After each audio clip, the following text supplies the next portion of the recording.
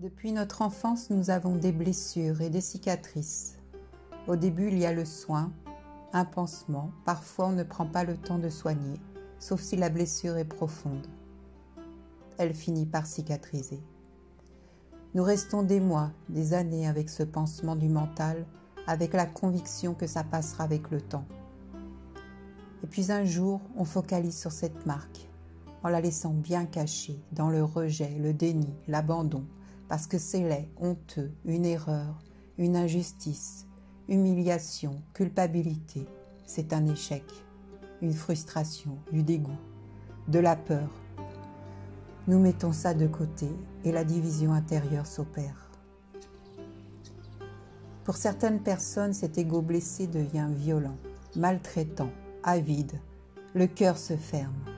La domination et la manipulation, l'autorité malsaine les rendent existantes. Elles se nourrissent de nos failles et de ses fragilités jusqu'à la dévalorisation, voire la destruction de notre être, par narcissisme.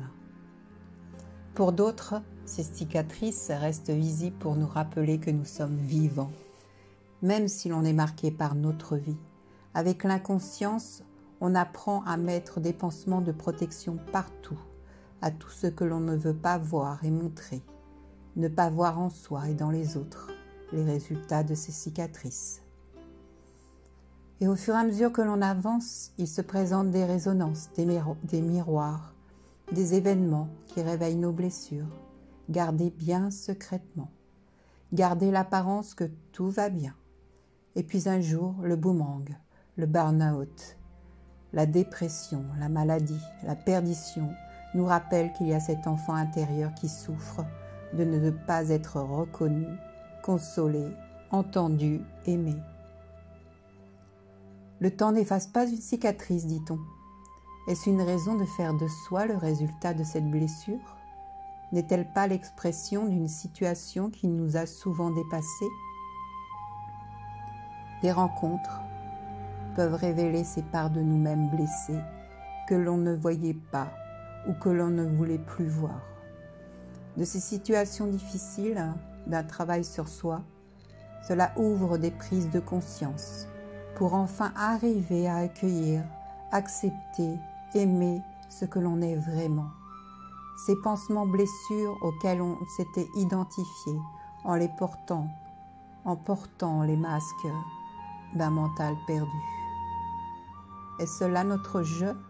Est-ce cela que l'enfant que nous étions voulait exprimer? Un enfant dont nous nous coupons en grandissant, des protections dissimulées dans une globalité de notre être, des fausses croyances, où la différence et l'imperfection n'est pas l'expression de la vie. L'imperfection est ce que je suis, ce que tu es, ce que nous sommes. Retrouvons cet enfant, prenons-le avec tendresse et compassion en notre cœur. Délivrons-le, demandons-lui pardon. Il reste caché en cette femme, cet homme en devenir. Retrouvons le chemin de notre véritable identité, notre perfection personnelle, différente à chacun.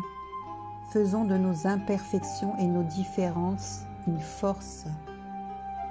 Et ce mental égo deviendra un élément de réflexion pour devenir créateur de notre vie. Il ne s'agit pas de tuer l'ego, mais de le délivrer de ses peurs, ses fausses croyances, ses formatages. Ce n'est pas à lui de diriger notre monde, c'est un enfant. Il a juste besoin qu'on lui fasse découvrir un monde où il peut s'abandonner sereinement en notre cœur pour un accord et une vérité intérieure reliée au tout. Exprimons et devenons ce que l'on est dans notre véritable lumière pour que cessent toutes les violences, toutes les destructions de l'inconscience.